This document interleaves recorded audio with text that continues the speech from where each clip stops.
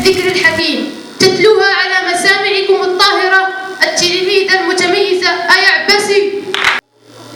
أعوذ بالله من الشيطان الرجيم. بسم الله الرحمن الرحيم. نون والقلم وما يسطرون. ما أنت بنعمة ربك بمجنون وإن لك لأجر غير ممنون وإنك لعلى خلق عظيم.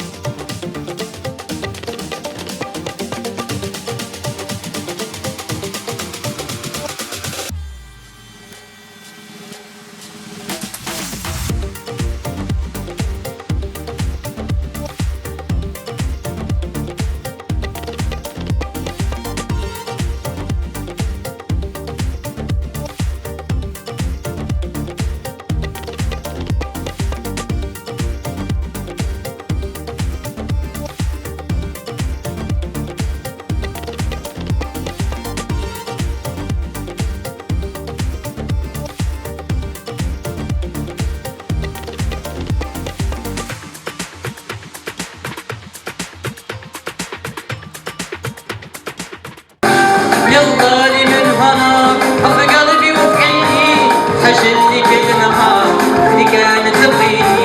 يلا لي من هنا حب قلبي وفعيني حشلني كل نهار اللي كانت تبغيني.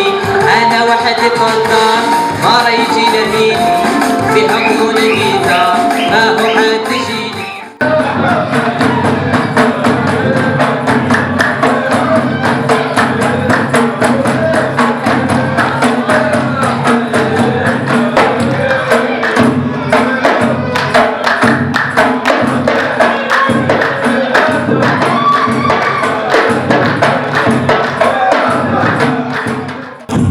بسم الله الرحمن الرحيم. معكم عادل الزوقي رئيس نادي اولمبيك طاطا لكرة القدم النسوية والمدير التقني ديال مدرسة كرة القدم. قبل ما نبدا كنبغي نتقدم بجزيل الشكر لجريدة كانال طاطا على التغطية ديالها لهذا الحفل هذا وهذا الحدث هذا المتميز، حفل التميز الرياضي اللي قدموا نادي اولمبيك طاطا لكرة القدم النسوية بالتنسيق مع مدرسة كرة القدم. حفل اللي من خلاله تم تكريم جميع الفعاليات الرياضيه بالاقليم، يعني اللي بسموا على واحد المستوى اللي هو كبير وكبير في خلال الموسم الرياضي ديال 2023 2024. وتم كذلك تكريم مجموعه من الشخصيات الرياضيه اللي قدمت الكثير للاقليم ديالنا الحبيب. كنتمنى ان هذا الحفل هذا يعني يعطي واحد الدفعه للجهات الوصيه لماذا باش انه بقى يكون كل موسم ان شاء الله.